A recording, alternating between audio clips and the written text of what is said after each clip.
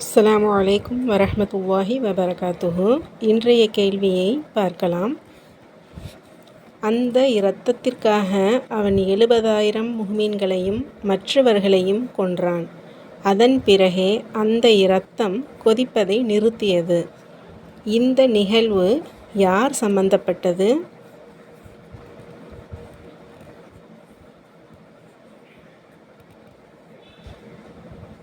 அதை தெளிவாக கூறவும்.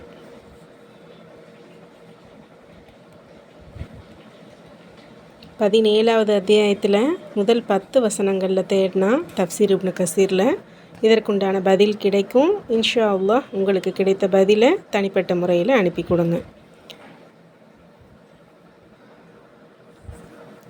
நேற்று கேட்கப்பட்ட கேள்வியுடைய பதிலை தெரிஞ்சுக்கலாம். யாருக்காக மாலை நேரம் வரை பிரார்த்தனை செய்வதற்காக அல்லாஹ் ஜல்ல ஜலாலுஹு தஆலா 70,000 வானவர்களை நியமிக்கிறான்?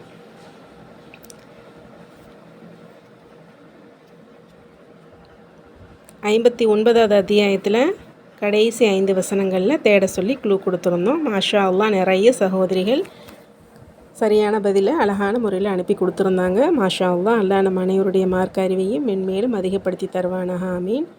அந்த பதிலை இப்போ எல்லாருமே தெரிஞ்சுக்கலாம். தஃப்சீர் இப்னு கசீரில் சூரத்துல் ஹஷ்ர் 59வது அத்தியாயத்தில் 21லேருந்து 24 வரை உள்ள வசனங்கள் விளக்கத்தில் சொல்லப்பட்டிருக்கு.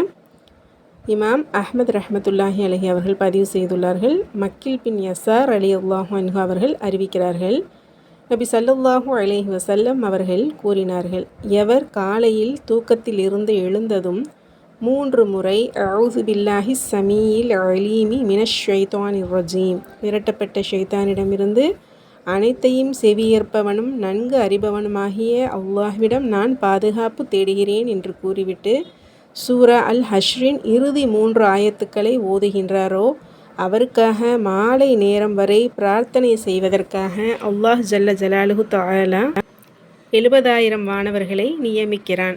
மேலும் அந்த நாளில் அவர் இறந்துவிட்டால் அவர் ஒரு ஷஹீதாக, உயிர் தியாகியாக இருக்கிறார். எவர் மாலை நேரத்தில் இதனை ஓதுகின்றாரோ அவரும் இதே நிலையில் இருப்பார் காலை வரை. அல்ஹம்துலில்லாஹ்.